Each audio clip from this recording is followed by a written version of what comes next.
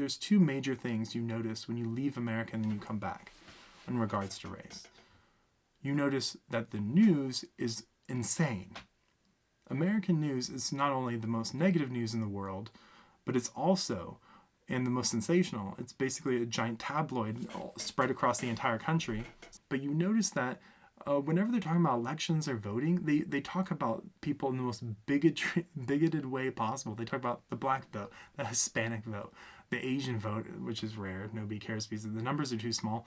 But and the white vote, they actually talk about people like, oh, white men are doing this, white women are doing that, black people are doing this, black people are doing that. And they don't even bother to break down black people by city or area or income or anything.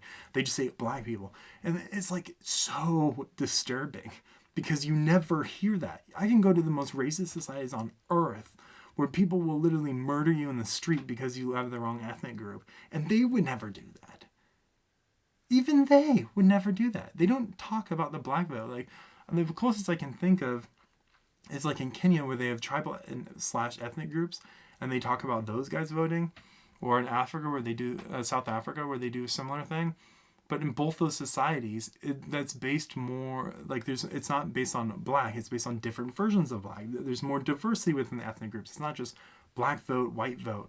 It's actually broken by tribe and ethnicity and religion and different groups, so there's more variance. It's not just race.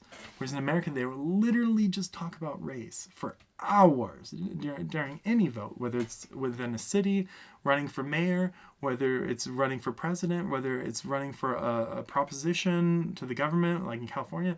They talk about it constantly, like it's a football game. It's disturbing, and it needs to stop. It's dehumanizing, and it perpetuates narratives that people vote in ethnic blocs, which is a lie. It is not true. The African American community does not vote as one. There's a huge amount of conservatives and independents and intellectual diversity within that community. You cannot go to a town hall in an African American neighborhood and think that everyone thinks the same. It's impossible. There's no data to support that. It's complete fiction. Or in a Hispanic neighborhood, they're coming from many countries and cultures and backgrounds and economic classes. And individually, they just think different things. And, it doesn't matter about all that crap. You can have your own ideas depending on the information you received in your education, upbringing, or whether your own research. And another thing you notice is that American cities, especially in contrast to London or something, who have initiatives to move low-income housing and mix it around the city. When you come back to America, you'll go to cities like DC or Chicago or other things which have very clear racial dividing lines. Like, I remember going to Washington, D.C., and I graduated from Europe, and I was coming to America, and I was looking around for a place, and I go, oh, look at this place at this amazing price. And, oh my God, and I go and I look at it. I see it on like Craigslist or something, years ago, and I look at it, and I walk in, it's beautiful, nice house, like a quarter the price everywhere else. And it's in a good neighborhood. All the neighbors have these like massive houses with multiple cars. They're all doing pretty well. And I get it. And I stay there. And then I go to the grocery store and I notice everyone's African American. I'm like, okay, whatever. I don't care.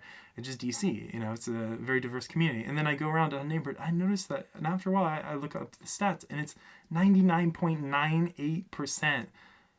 Like almost very near 100% African American. And then I go on a metro stop across like Stadium Armory, and it all of a sudden is like this uppity, what do you call it? It's like all these ethnic groups. It's Asian, white, all the ethnic groups that you can imagine. And it's literally one metro stop away. And if you cross the river into Maryland, you all of a sudden have a huge racial divide that goes on in Southeast DC. And then I lived in the fancier areas and the DuPont areas in the Northwest, and which was very white and upscale. And then I lived in like Chinatown and which is supposedly very diverse as well. And nonetheless, like at the end of the day, there's these clear communities. You can literally go block by block and determine which ethnic group you're going to be surrounded by, which is super disturbing. I don't know what the hell's going on with that. I know that there's this history of redlining, and that's a big part of it, and bank loans, and that's a big part of it, which is a similar sort of race-based real estate market. But nonetheless, today, none of those things exist. Today, there's no accurate scientific definition of those things. A lot of it has been before the last 50 years. A lot of this is something inherited. Gentrification has exacerbated it, of course, in DC, but nonetheless, it's something as somebody like kind of like a foreigner, it feels like coming back. It was very shocking. I didn't know that was a real thing. And also, the ghettos in America are really hard to tell, or whatever you want to call them, low-income communities. When I was walking around there, I had no idea. Like, and when I was in South Asia, that would have been a wealthy community. Like, where I was in, like, Western Africa, or where I was in Eastern Asia, or Central Asia, or Eastern Europe, or South America, all these places I've been before, that would be a wealthy community. Global standard, it's a wealthy community. And then it was known as one of the most dangerous murder capitals of America. You know, I was also living in the south, not the southeast on the Maryland side, but southeast of DC, like east of the Capitol Hill area, where they had, statistically saying, the murder capital of America. And I was like, this is a nice community. They just slap some paint on this and have a better attitude, and this shit is wealthy. Like this, you can make it $1 million home by changing the inhabitants, which is disturbing. And that goes to play into a lot more than just the racial elements of America, but also the economic elements. Because if you can just change the people and the neighborhood becomes wealthy overnight, like what the hell does that say about what's going on with the people? And I don't mean it's their fault. I mean, like, why would that be a thing? Why would that be a reality?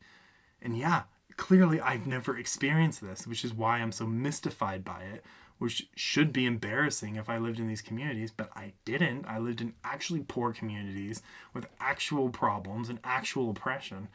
So for me, seeing this fake shit is really frustrating because believe me, the people in Ghana, if you gave them half the legal and economic opportunity, they would crush it, and they do. You can regularly see the African immigrants do phenomenally well and are one of the most successful groups in America. And it's not because of a racial issue. It's because of a cultural, social issue, and perhaps generational wealth, because the poorest communities are moving to America. So it's just so frustrating. But you have to question, is this reality where African immigrants do incredibly well because it's a racist system? Or is it because you exist in a world where watching race on voting and the news is normal? Watching every murder be exacerbated into it, every community need to be locked down and militarized police, normal? Or is it because you just assume that when things gentrify and other ethnic groups move in, it'll become wealthy? Why? Those people who live there could become more wealthy. There's no reason they cannot. They're smart individual people who are equal. They can do it. There's something going on underneath. It's not just the finances, it's the culture. It's not just the culture, it's the finances. There's a mutual toxicity. There's a parasitic relationship between shitty institutions, history, and a bad attitude now that just perpetuates this cycle over and over again. And it's not just the African American community. I just talk about that because that's in the news. Everyone's obsessed with it in America. It's true of any ethnic group in America. You go and you look in Appalachia, you're going to see the same shit. I think it's because America is coming to accept a lower class system. I actually experienced this in South Asia, in several different countries. America is slowly developing a class system. That's what it seems to me. That's what's exacerbating these already existing racial issues. It's not that the world's getting more racist, or America's getting more racist, or there's white supremacist agendas, which I'm sure I'll be accused of for even talking on the issue. I think it's because America's slowly accepting that there's a class system. This is something they always rejected. But that language is more helpful to discovering the reality of today. That we're in a class system. This is a class system. This is how class systems work. When you have equal people getting opportunities legally the same as each other, that's enough to be successful. All you need to do is not put your boot of the military and directly put a gun in somebody's face to prevent them from being successful. I've seen communities thrive against far worse conditions, against far greater odds, and succeed in shorter time.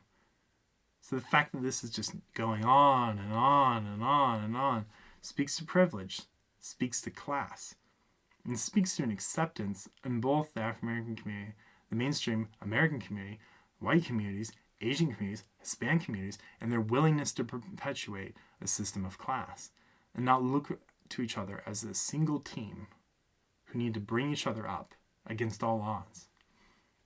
There's a lack of political unity to fight the growing class system. There's no real language besides going, oh, billionaires suck. We need higher wages. It's not just about wages. Even if these communities get higher wages, because in DC, federal jobs, government jobs, are actually known statistically to favor ethnic minorities. And yet those minorities are still getting screwed. They're still in shit neighborhoods decades later, even with huge, amazing jobs. So what's really going on?